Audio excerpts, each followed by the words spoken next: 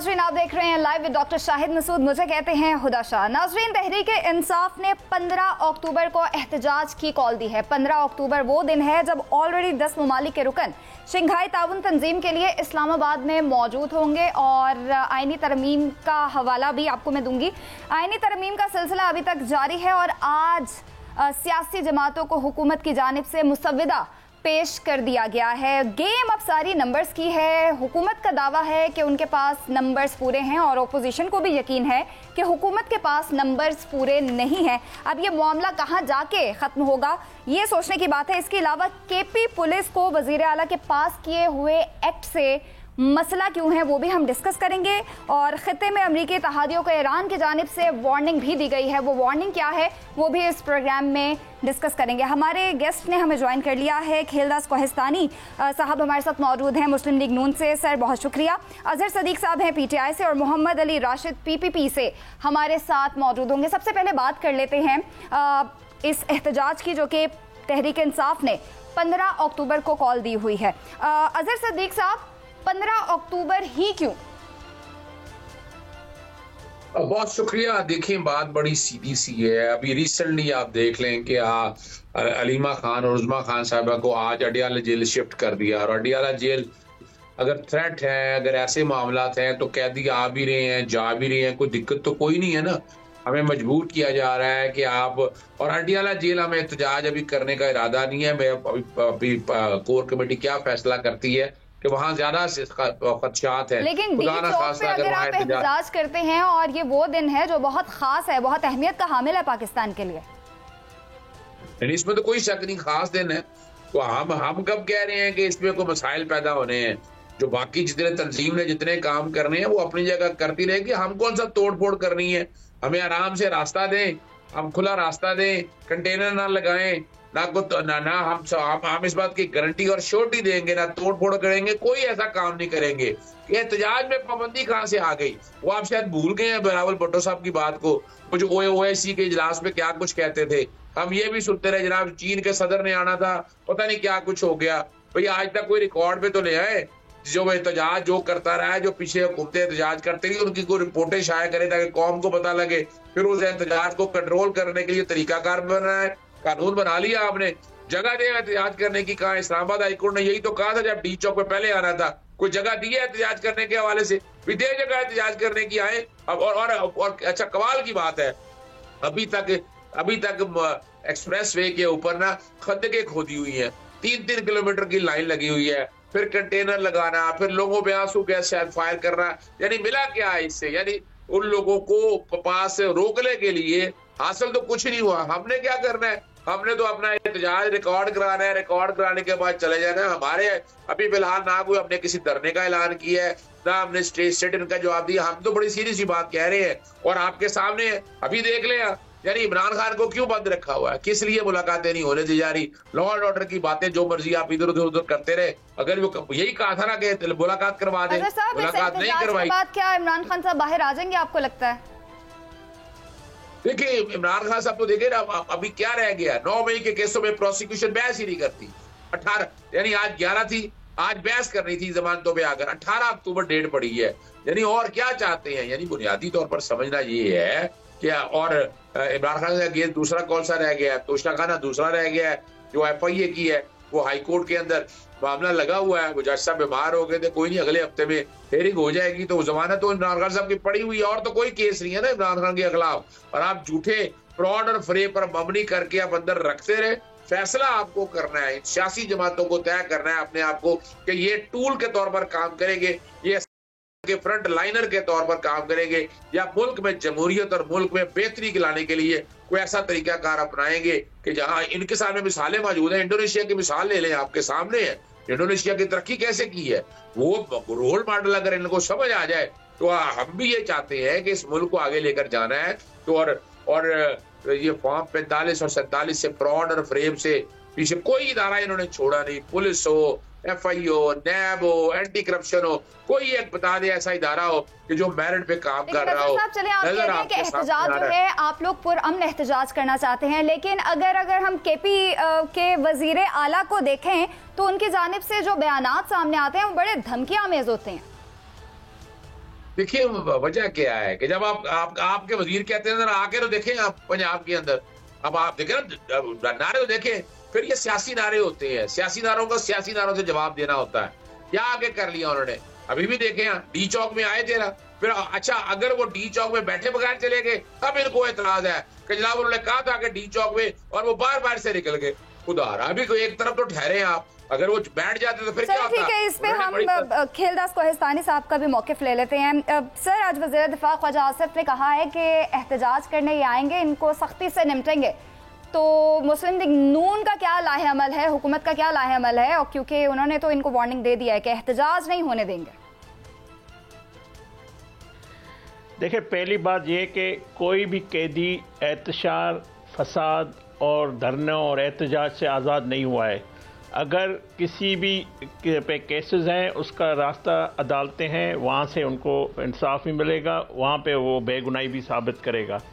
اور اگر کوئی یہ سمجھتا ہے کہ ہم انتشار، دھرنا اور فساد کر کے حکومت گرائیں گے، تو آج تک وہ بھی کبھی نہیں گری ہے. وہ بھی ایک آئینی طریقے سے جاتی ہے یا عوام کے ووٹوں سے آتی جاتی رہی ہے.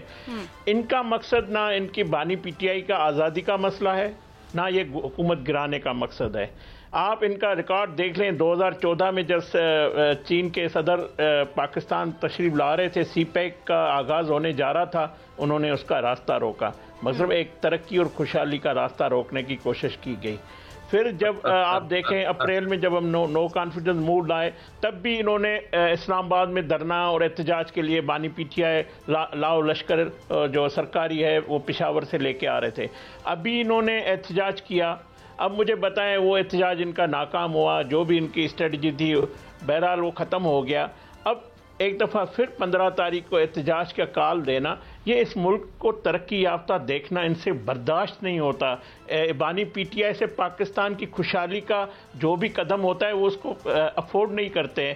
تو یہ اس کے مقصد واضح ہے کہ اس کے پیچھے جو بیرونی طاقتیں ہیں، جو سینیٹر ان کے لیے خطوط لکھ رہے ہیں، جو ان کے لیے لابنگ کر رہے ہیں، جو پاکستانی اداروں پہ حملے کر رہے ہیں، جو سوشل میڈیا استعمال کر کے پاکستان کو بدنام کرنے کی کوشش کرتے ہیں. یہ جب اپوزیشن میں تھے تب بھی انتشار احتجاج، جب حکومت میں تھے تب باہر جا کے پاکستان کو کہتے تھے کہ یہ دیوالیہ ہے، پاکستان تباہ حال ہے، پاکستان میں یہ معاملات ہے. تو مصرف پاکستان کی ترقی ان کو برداشت نہیں ہو رہی ہے. یہ وہ لوگ ہیں، میں تو سمجھتا ہوں یہ وہ لوگ ہیں جنہوں نے ابھی کراچی میں جو دھماکہ ہوا، جو ٹارگیٹ کیا گیا ہمارے چینی دوستوں کو، ان کی ان دہشت گردوں کی سوچ میں، اور ان کی جو 15 تاریخ کو اتنا بڑا پاکستان میں ایونٹ ہونے جا رہا ہے، 9 سال کے بعد تاریخی دن ہے، اس کو سبوتاژ کرنے کے لیے یہ وہی سوچ ہے. ان دونوں سوچوں میں کوئی فرق نہیں ہے. تو یہ بات خواجہ آصف صاحب کی بالکل صحیح ہے. ہم اس کو کوئی اجازت نہیں دیں گے کہ اس طرح کا انتشار وہ ایک دفعہ پھر اسلام آباد میں لے کر آئیں گے. تو ان کو ہم روکیں گے، اور ہم نے پہلے بھی روکا ہے، پہلے بھی یہ ناکام ہوا ہے. کوئی ایسی ان کی ایکٹیویٹی جو اس قسم کی انہوں نے کی ہے کبھی بھی ان کو کامیاب نہیں ہوئی ہے، نہ ہوگی. اتنا پوچھنا چاہتی ہوں کہ حکومت جو ہے، کیونکہ اگر دیکھا جائے احتجاج کرنا یا جلسے جلوس کرنا ہر کسی کا، ہر سیاسی جماعت کا حق ہوتا ہے، تو اتنی پابندیاں کیوں ایک جماعت کے لیے؟ دیکھیں، اسلام آباد میں اس وقت جو ہم نے قانون بنایا ہے، کوئی ایسی سرگرمی کرنے کا بغیر اجازت ان کو اجازت نہیں ہے. نہ آئین اجازت دے رہا ہے ان کو، نہ قانون دے رہا ہے.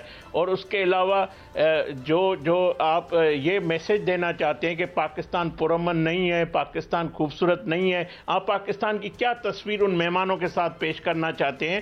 تو یہ جو ان کی سوچ ہے، یہ مٹھی بھر جو ہجوم کی سیاست ہے، یہ جو فسادی ٹولہ ہے جو 2014 سے سرگرم ہے، آج تک وہ چاہتے ہیں ہم ان کو. آپ کہتی ہیں کہ یہ جمہوریت، یہ تو میں تو عطا تارڑ صاحب کی اس پریس کانفرنس سے اتفاق کرتا ہوں. اگر ان پہ پابندی لگ جاتی تو آج یہ دن ہمیں نہیں دیکھنا پڑ. یہ بلیک میلنگ کرنا کہ ہماری بانی پی ٹی آئی سے ملاقاتیں کرنے دیں، بھائی بانی پی ٹی آئی سے کسی اچھائی کی امید نہیں ہے. کبھی وہ پاکستان کی تعمیر کی بات نہیں کرتے ہیں. محمد علی راشد صاحب، السلام علیکم، آپ کو آواز آ رہی ہے؟ اچھا محمد علی صاحب، آپ سے میں پوچھنا چاہوں گی کہ 15 اکتوبر بہت ہی امپورٹنٹ دن ہے پاکستان کے لیے بھی.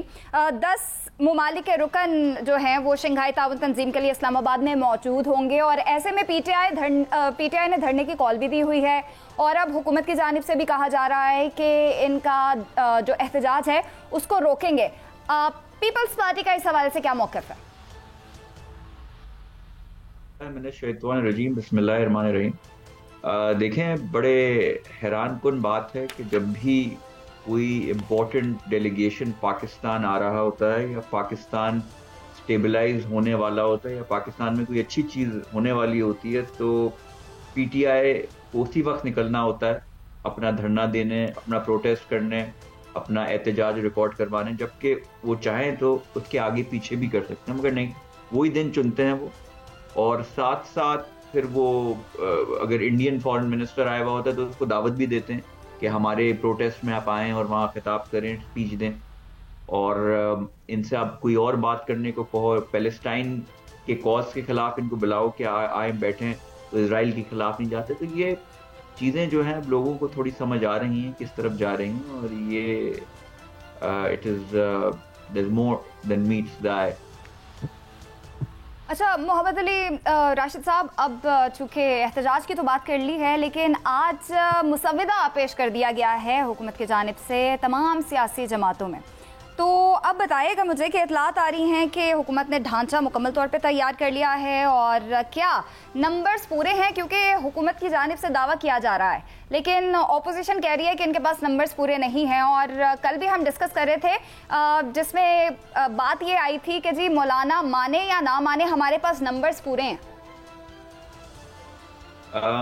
دیکھیں، بالکل مولانا مانے نہ مانے، نمبرز پورے ہیں. اگر حکومت یہ کہہ رہی ہے تو صداقت ہے اس بات میں، اس لیے کہ ان کو پتہ ہے کہ کون آن بورڈ ہے کون نہیں ہے. مگر ہم جو ہے کنسنسس سے چلنا چاہ رہے ہیں. پیپلز پارٹی ہو گئی اور دیگر جماعتیں، ہم چاہ رہے ہیں سب کو آن بورڈ لے کے، چاہے ان کی ضرورت ہو یا چاہے ان کی ضرورت نہیں ہو.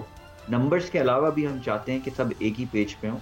اور آپ نے مولانا صاحب کا بیان سنا بھی ہوگا کہ کنسنسس ابھی ڈرافٹ پہ ہو نہ ہو، مگر یہ کنسنسس ہو گیا ہے کہ سب کو کنسنسس پہ آنا ہے. مطلب کہ یہ کانسٹیٹیوشنل امینڈمنٹ پاس ضرور کرنی ہے اور سب کو ایک ہی پیج پہ ہو کے کرنی ہے.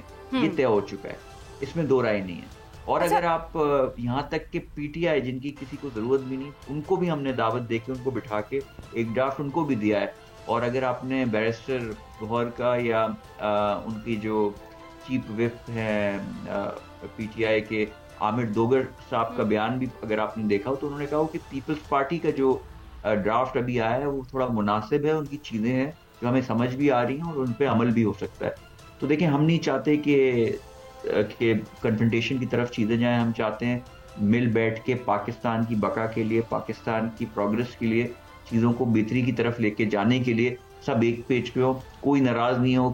اگر کوئی اب ہمیں کوئی لگے کہ کوئی جینوئن کسی کے ریزرویشن نہیں ہے، مگر وہ بس تنقید کرنا چاہ رہے ہیں اور ایک پاکستان کو ڈیسٹیبلائز کرنا چاہ رہے ہیں کہ کبھی سعودی وقت آتا ہے انویسٹمنٹ کے لیے تو وہ ان کو دھرنا دینا ہوتا ہے، کبھی اور پروٹیسٹ ہو رہا ہوتا ہے تو انڈین منسٹر کو بلا رہے ہوتے ہیں کہ دھرنا دیں، کبھی آئی ایم ایف کو خط لکھ رہے ہوتے ہیں کہ پاکستان کو پیسے نہیں دیں. اب وہ اسی دن جس دن شنگھائی کوآپریشن کانفرنس ہے، اب اسی دن ان کو پروٹیسٹ کرنا ہے. تو مطلب ثابت کیا کرنا چاہ رہے ہیں؟ اظہر صاحب، 24 اکتوبر تک نئے چیف جسٹس کا نوٹیفیکیشن کیا نہیں ہوگا؟ کیوں نہیں نوٹیفیکیشن ابھی تک جاری کیا؟ آپ کو کیا لگ رہا ہے؟ پی ٹی آئی کو کیا لگ رہا ہے؟ کیا وجہ ہے؟ اچھا وہ دیکھیں، میں حقیقی طور پر آپ کو کہ اگر آپ ذرا غور کریں اس بات کے اوپر کہ جو یاد ہے وہ اپنا اکٹھا کیا تھا پارلیمنٹرین کو، قومی اسمبلی کو، سینٹ کو، لوگ کہتے تھے کہ بھیڑ بکریوں کی طرح اکٹھا کیا گیا ہے. اپنا کابینہ کا اجلاس ہوا، وہ ایک ڈرافٹ کے لوگوں نے پکڑا دیا. انہوں نے کہا یہ مسودہ ہمارے پاس ابھی آیا ہے. آئینی طور پر میں 2-3 چیزیں آپ کے سامنے کلیئر کر دوں. ایک تو آئینی عدالت کا کانسیپٹ انہوں نے ڈراپ کر دیا تھا 18ویں ترمیم میں. 18ویں ترمیم میں اکثریت تھی ان کے پاس نا، یہاں تو کوئی اکثریت نہیں تھی اس وقت. अक्सरियत इनके पास थी, उसने नहीं बनाया। वो कागज दिखा लें, आज तक कोई कागज दिखाया उन्होंने, कोई रीजन बताई कि वो उस वक्त क्यों नहीं, जब उस वक्त जब मोहतरमा बेनजीर ने भुट्टो ने बैठकर ये फैसला कर लिया था, अब उनके खिलाफ जा रहे हैं। और ये कॉन्स्टिट्यूशन कोर्ट का ये कॉन्सेप्ट जो है ना, ये पाकिस्तान और इंडिया जैसे इदारों जगहों पे हो नहीं सकता।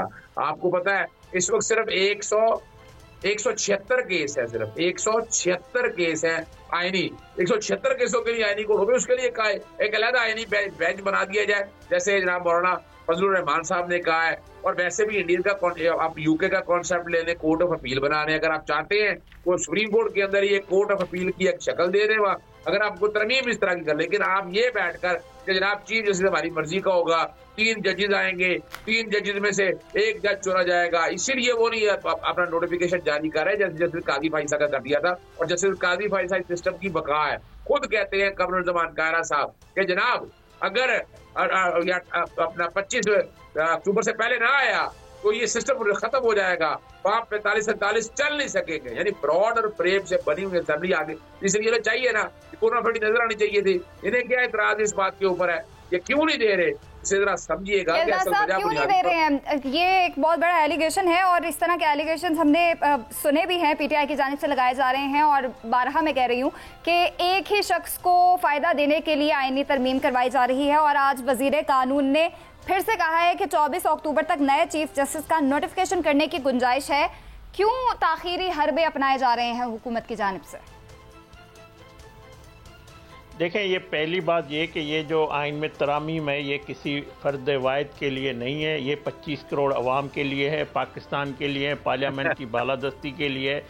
जो बात अज़हर साहब कह रहे हैं, अज़हर साहब को मैं मशवरा देता हूँ कि आप अपनी जो पार्टी के लीडर हैं गौर साहब, जो बैरिस्टर गौर साहब जो चेयरमैन है, वो आज भी उस खुसूसी कमेटी में मौजूद थे। हुकूमत उस कमेटी में फैसला हुआ, तमाम जमातें, पीपल्स पार्टी ने अपना मसौदा और अपनी जो तजावीज़ है वो पेश की, JUIF के सरबराह ने और उस पार्टी ने भी की। आपको भी ये मौका फराम किया गया है, तो आपको जो भी बात आप अभी TV पे कह रहे हैं, आप TV पे ना करें, आप आ जाएं, उस कमेटी में आप मौजूद हैं, आपका इस्तेकाक है, आप वो चीज़ें अपना ड्राफ्ट लेके आएँ। किसने आपको रोका है? किसने आपको कहा है कि आप ना अपनी तजावीज़ दें? हमने तो आपको पूरा ये जो जमहूरी अमल है उसमें पूरा आप शामिल हैं, तो आप क्यों नहीं देते वो अपनी मसौदा या अपनी तजावीज़ या तरामीम, जो कुछ आपकी सोच है वो भी ले आए ना हमारे सामने। हम हुकूमत आपको कह रही है, आप कमेटी का हिस्सा हैं, तो वो आप इधर TV पे बैठ कर कि UK में इस तरह है, भारत में इस तरह है। भाई ये पाकिस्तान है, पाकिस्तान की पार्लियामेंट है, हमारा हक है, हम आइन में तरामीम, हम कानून साजी करने के लिए आए हैं, इदारों की बेहतरी के लिए आए हैं, वो हम अपना काम करेंगे। ये किसी एक शख्स के लिए नहीं है। अब हाँ, अगर आप चाहते हैं जनाब आसिफ सईद खोसा जैसे जज, अगर आईनी तरमीम हो जाती है और आईनी अदालत बन जाती है, मुझे सिर्फ एक लाइन में बता दें कि अवाम को उससे क्या फायदा होगा। अच्छा देखिए, सुन ले मेरी बात, कोई फायदा नहीं मुझे होना। बताएं, ये आसिफ सईद खोसा, बंदियाल और ये जो इनके घरों के जजेस थे जिन्होंने बैठ के पाकिस्तान की तबाही में बड़ा किरदार अदा किया है, जो रोजाना अदालत लेके बैठे हुए थे। हुकूमत को गिराना जजों का काम नहीं है, आइन को रीराइट करना जजों का काम नहीं है। जजों का काम है या अदालतों का काम है इंसाफ देना। पाकिस्तान के आम आदमी को, 25 करोड़ अवाम को आज इंसाफ मिल रहा है? नहीं मिल रहा है। क्या इंसाफ सिर्फ एक शख्स के लिए है जिसके सामने ना पाकिस्तान है, ना जिसके सामने अवाम है, ना वोट की इज्जत है? उसका एक अना है, वो जो चाहता है आसिफ सईद खोसा जैसा जज बैठ जाए या बंदियाल जैसा बैठ जाए जो उसकी सहूलतकारी करे। ठीक है, अजहर साहब आप क्या कहना चाहेंगे? अवाम को क्या फायदा होगा आईनी अदालत से? वजह है कि खीलदास कोस्तानी वकील नहीं है ना, इन्हें चाहिए जजेस चाहिए, इन्हें मलक कयूम जैसे चाहिए, इन्हें जस्टिस मुनीर जैसे लोग चाहिए। यानी ये चलते रहे, इन्होंने पढ़ा भी नहीं है, इनको अंदाजा ही नहीं है कि इससे एक आदमी को, मैं चैलेंज कर रहा हूँ, एक आदमी को कोई फायदा नहीं होना इससे। यानी आप जो तरमीम ला रहे हैं वो अपने जात को बचाने के लिए, और फॉर्म 45 और 47 में बैठी हुकूमत के साथ क्यों बैठे हैं हम? तो जो 4 साल से बैठी हुई है, जहाँ जो हकीकी पार्लियामेंट आएगी वो बैठ के आए नहीं कर। हमने बहुत तरह सोच, हमने आम आदमी को सेहत, तालीम और रोटी रोजी कैसे मिल रही है, ये जो करप्शन से मुल्क तबाह हो रहा है। ठीक है, ठीक है, अजीज साहब आपकी जानिब अब दोबारा आएंगे, ब्रेक का टाइम हो रहा है। मोहम्मद अली साहब आपसे पूछना चाहूंगी कि बताएगा कि आईनी अदालत अगर बन जाती है तो अवाम को क्या फायदा होगा? دیکھیں عوام کو یہ فائدہ ہوگا کہ اتنے سارے جو لاکھوں کی تعداد میں کیسز پینڈنگ ہیں وہ کانسٹیٹیوشنل کورٹس میں جائیں گے، اور جو مزید ہیں جو مین سول اور باقی جو عوامی کیسز ہیں جو کانسٹیٹیوشنل نہیں ہیں وہ عوام جو باقی عدالتیں سپریم کورٹ، ہائی کورٹ ادھر جائیں گے اور لوگوں کو ڈسپینس جسٹس جلدی ملے گا. یہاں آپ نے دیکھا ہوگا 15 20 سال گزر جاتے ہیں، لوگوں کو انصاف نہیں ملتا، لوگوں کی عمریں نکل جاتی ہیں مگر انصاف نہیں ملتا. وہ ملتی ہے، وہ کہتے ہیں نا جاتے ہیں تو ملتی ہے صرف تاریخ، اور تاریخ پہ تاریخ، تاریخ پہ تاریخ، نہیں ملتا تو انصاف نہیں ملتا، ملتی ہے تاریخ. تو یہ چیز سے ہم باہر نکلیں گے، اور دیگر جو اسپیشلائز کانسٹیٹیوشنل کیسز ہوں گے، آپ نے دیگر دیکھا ہوگا کہ دیکھتے ہیں کہ آئینی ترمیم منظور ہوتی ہے یا نہیں اور عوام کو فائدہ پھر ہوتا ہے یا نہیں. خالد طاہنی صاحب، اظہر صدیق صاحب اور محمد علی راشد صاحب، آپ تینوں کا بہت شکریہ. ناظرین یہاں وقت ہوا ایک بریک کا.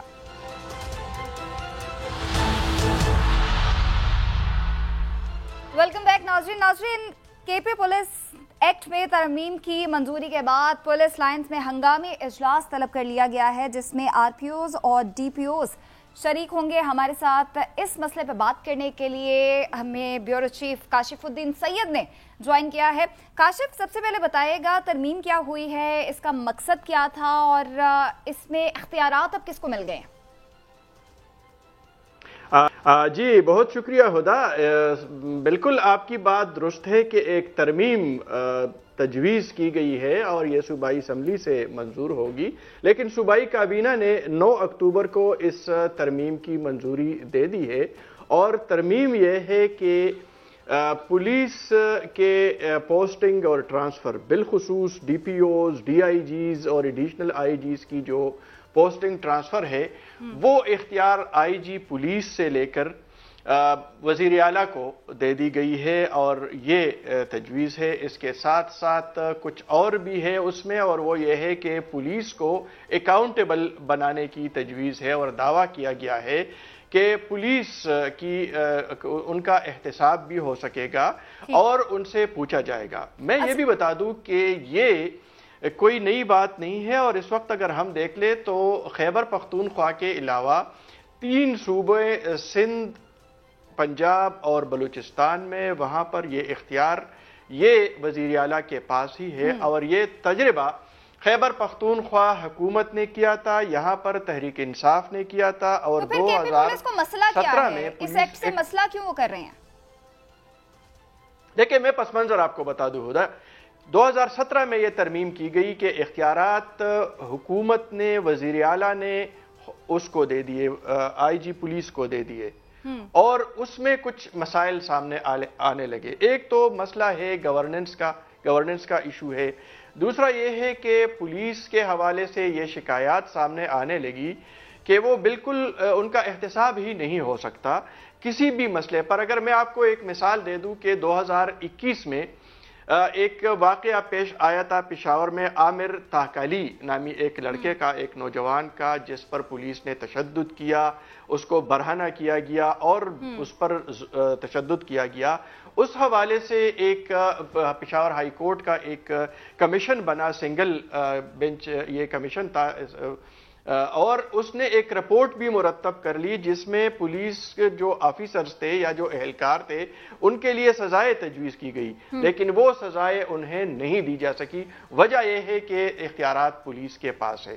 تو میرے خیال میں بنیادی طور جو نقطہ ہے وہ اختیارات کے توازن کا ہے.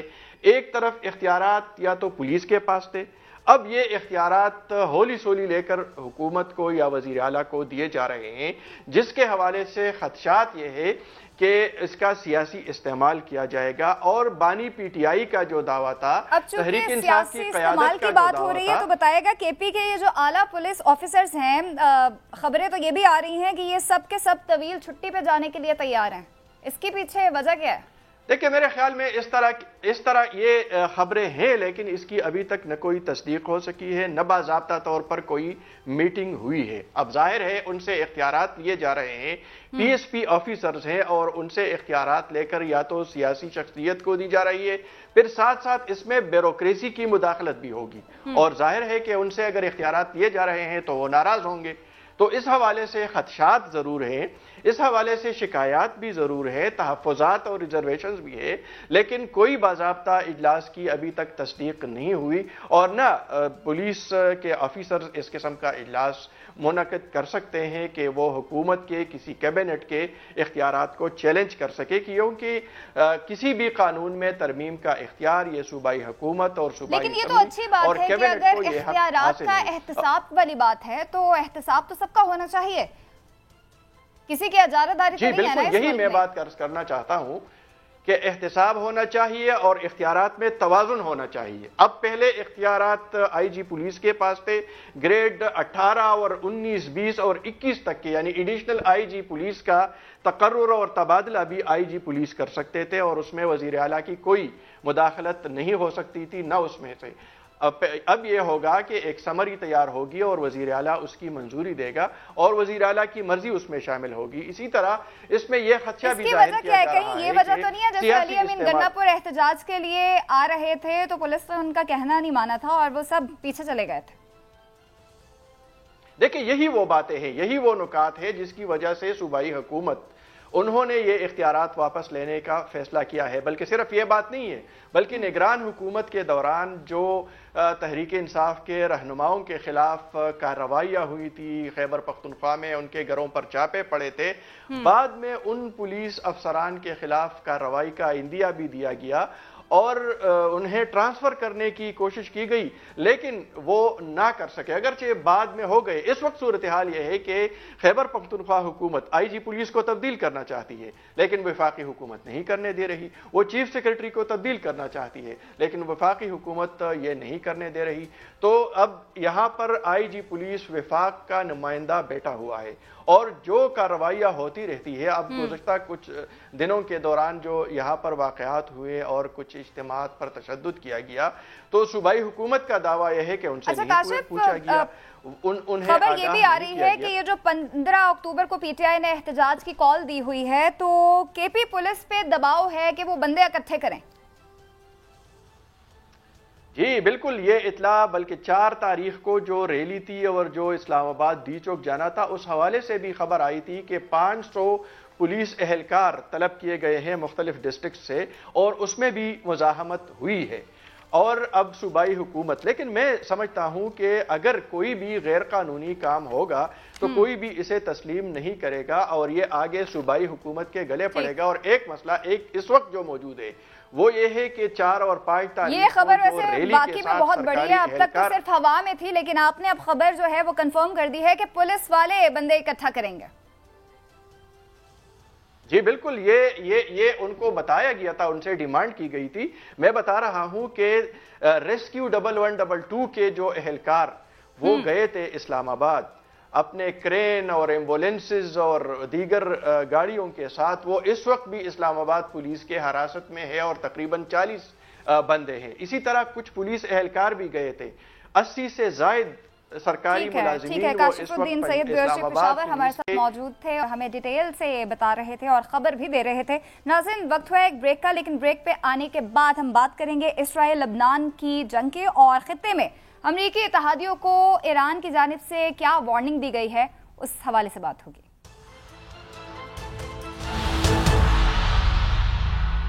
ناظرین، اسرائیل کی غزہ اور لبنان میں بربریت جاری ہے۔ 24 گھنٹے میں مزید 60 لبنانیوں کو شہید کر دیا گیا ہے، 168 زخمی ہیں۔ اسرائیل کے بیروت، جنوبی لبنان اور وادی بقا پر بھی بمباری جاری ہے، اور اس کے علاوہ دوسری جانب غزہ میں فلسطینیوں کی نسل کشی بھی ابھی تک نہیں رک سکی ہے۔ دوسری جانب ایران نے امریکی اتحادیوں کو کھلی وارننگ دے دی ہے کہ اگر انہوں نے اپنی فضائی حدود استعمال کرنے دی تو ایران ان کی طرف بھی ریاکشن دے سکتا ہے۔ اس معاملے پہ بات کرنے کے لیے ہمارے گیسٹ نے ہمیں جوائن کر لیا ہے، بریگیڈیئر ریٹائرڈ حارث نواز صاحب ہمارے ساتھ موجود ہیں۔ سر بہت شکریہ۔ سب سے پہلے میں یہ جاننا چاہوں گی کہ اس جنگ کا آبجیکٹو کیا تھا، اور اتنا عرصہ ہو گیا ہے، تقریباً 1 سال پورا ہو چکا ہے اور ابھی تک اسرائیلی بربریت جاری ہے، جنگ بندی کی جانب کیوں نہیں جا رہے؟ دیکھیں، اس میں 2-3 محرکات ہیں۔ سب سے پہلے تو حماس نے جب اٹیک کیا تو ان کے کوئی اسرائیلی مارے بھی گئے ہیں، اور پھر اس کے بعد 200-250 کے قریب پریزنر بنا کے لے گئے، سویلین اور فوجی بھی تھے۔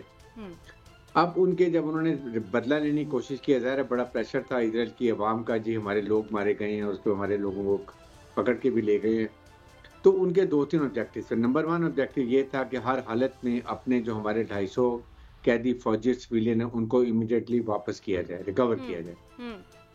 نمبر یہ تھا، دو تھا کہ کسی طریقے سے بھی اب حماس کو ہمیشہ کے لیے نیوٹرلائز کر کے ختم کر دیا جائے، اور نمبر 3 ٹارگٹ تھا کہ ان کے ساتھ اتنا ظلم کیا جائے، اتنا ہراس کیا جائے، اتنا انفراسٹرکچر تباہ کیا جائے کہ یہ غزہ کا ایریا ان لیویبل کے برابر ہو جائے، تاکہ یہ مائگریٹ کر کے جارڈن میں یا ایجپٹ میں چلے جائیں اور غزہ خالی ہو جائے، آ کے قبضہ کر لیں۔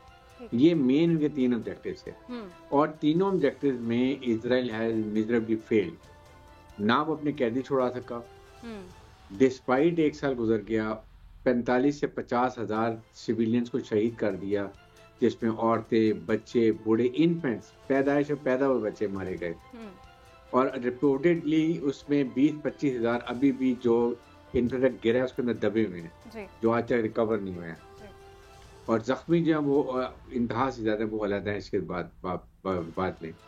اور تیسرا آبجیکٹیو یہ تھا کہ کسی طریقے سے بھی یہ ان کے مین آبجیکٹیو تینوں یہ حاصل نہیں کر سکے، اور جس کی وجہ سے یہ فرسٹریٹ ہو کے پھر یہ لیبنان میں چلے گئے ہیں، لیبنان میں جا کے حزب اللہ کے پیچھے چلے گئے، پھر انہوں نے ایران میں اسماعیل ہانیہ کو مار دیا، ان کے اسٹیٹ گیسٹ تھے، اس کے بعد انہوں نے آپ کے سامنے حزب اللہ کے لیڈر کو مار دیا۔ یہ جس طریقے سے یہ کر رہے ہیں اب یہ ہیں بکھلاہٹ کا شکار۔ انہوں نے کہا کہ جب تک ہمارے قیدی واپس نہیں آئیں گے ہم مارچ کریں گے۔ امیجن کریں 100-150 قیدیوں کے لیے آپ 1 لاکھ کے قریب لوگوں کو مار چکے ہیں، اب انتہا ظلم کی۔ اور ہم اپنے یونائٹڈ نیشنز کی بات کر لیں، یہ ہیومن رائٹس جتنے آپ کی آرگنائزیشن ہیں ان کو دیکھ لیں، اتنی یورپین یونین اپنے ہیومن رائٹس کے چیمپئن بنتے ہیں ان کو دیکھ لیں، کیا یہ مہذب دنیا میں ایسے بات ہو سکتی ہے؟ اینڈ پھر اس کے بعد جہاں تک یونائٹڈ نیشن نے کہا جی کہ انہوں نے جنگ بندی کا اعلان کیا، ICJ نے کہا کہ یہ وار کرمنل نتنیاہو، اس نے یونائٹڈ نیشن جنرل سیکرٹری کا داخلہ اسرائیل میں بند کر دیا۔ امیجن کریں، it's all because of American support. لیکن اب پھر اس کے بعد انہوں نے اسرائیل جی سر آپ اپنی بات کنٹینیو کریں۔ تو یہ اب آپ دیکھیں تو ان چیزوں کو دیکھیں تو پھر اسرائیل اب ایران کو پرووک کرتے رہے ہیں تھرو آؤٹ کیا، پہلے ان کی سیرین ایمبیسی میں مار دیا، پھر ان کے پاسبان ایک لیڈر کو مارا، پھر اس کے بعد اسماعیل ہانیہ کو مارا، ڈسپائٹ پھر اس نے ریسٹرینٹ شو کیا، but then there is a limit to اینی تھنگ۔ اور پھر اسرائیل یہ ایرانیین نے گئے جا کے کوئی 200-250 کے قریب جو cruise missile, hypersonic missile, rockets fire کیا، کافی ایریا کو ان کو ڈیمیج بھی کیا، بٹ ایران ابھی بھی نہیں چاہتا کہ یہ زیادہ اسرائیل کو ڈیمیج کرے، because they don't want to expand it. اور امریکن بھی کافی ایران پہ پریشر ڈالتے رہے ہیں اور ابھی اسرائیل پہ بھی ڈال رہے ہیں، بیکاز دے نو کہ what is going to happen, اس کے افیکٹس کیا ہوں گے۔ اچھا سر، جو ایران نے اب وارننگ دی ہے امریکی اتحادیوں کو کہ اپنی فضائی حدود استعمال نہ کرنے دی جائے، آپ کو کیا لگتا ہے کون سے ممالک ایسے ہیں جن کی فضائی حدود استعمال کر سکتے ہیں امریکنز؟ دیکھیں انہوں نے جارڈن کی ہے، پیچھے بھی کی تھی، اس کے بعد ایجپٹ کے بھی کیے ہیں، ساتھ ساتھ ہیں ممالک، اور یہ ظاہر ہے اس وقت ان کے تعلقات بھی اسرائیل سے بہتر ہیں، سفارتی تعلقات بھی ہیں، اور اس لیے وارننگ۔ اور بالکل یہ بات صحیح ہے کہ دیکھو مڈل ایسٹرن کنٹریز کو کسی کو بھی یہ ان کو اجازت نہیں دینی چاہیے اپنی ایئر اسپیس لینے کے لیے۔ سیکنڈ بات یہ ہے کہ حماس، یہ دیکھیں کہ حماس نے اچانک 7 اکتوبر کو یا 6 اکتوبر کو کیوں اٹیک کیا؟ پرابلم یہ تھی کہ تمام مڈل ایسٹرن کنٹریز تقریباً 90%، کافی 50% تو ایران کو ایکسیپٹ کر لیا ہے، اور آہستہ آہستہ ایون سعودی، آپ نے دیکھا UAE کے ساتھ بھی تعلقات استوار ہو گئے، سعودی عرب کے ساتھ بھی تعلقات بہتر ہو رہے تھے، اور الٹیمیٹلی یہ سب نے اسرائیل کو ایکسیپٹ کر لینا تھا اور پیلسٹائن کا ایشو وہی رہنا تھا۔ اس کو اجاگر کرنے کے لیے ultimately Hamas had to go and attack Israel, تاکہ اس ایشو کو بتایا جائے کہ جب تک پیلسٹائن میں 2 اسٹیٹ نہیں بنتی ہیں، پیلسٹائن کو اپنی آزادی نہیں ملتی ہے، اپنی القدس ان کا جو ہے کیپٹل نہیں بنتا، جب تک یہ چلتا رہے گا سلسلہ اور یہ ختم نہیں ہوگا۔ اور ابھی سعودی عرب میں آپ کے سامنے کہہ دیا کہ یس، جب تک پیلسٹائن کو ایکسیپٹ نہیں کیا جاتا اور 2 اسٹیٹ نہیں بنتی ہیں، ہم سر آپ کو لگ رہا ہے یہ جنگ جو ہے وہ پرولونگ ہوگی اور آگے بڑھ سکتی ہے؟ اور دوسری بات کہ روسی صدر اور ایرانی صدر کی ملاقات اس معاملے میں کتنی اہم ہے؟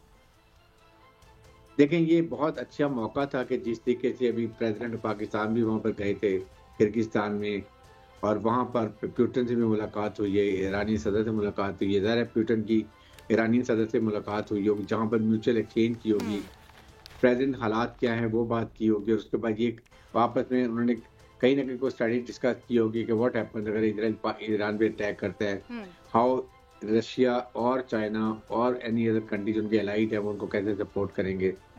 اسرائیل ظاہر ہے کہ سیریا کے ساتھ جو آپ کے ساتھ سیریا کے ساتھ بھی ایران سپورٹ کرتا ہے وہاں بھی دیکھنے کی بات ہے.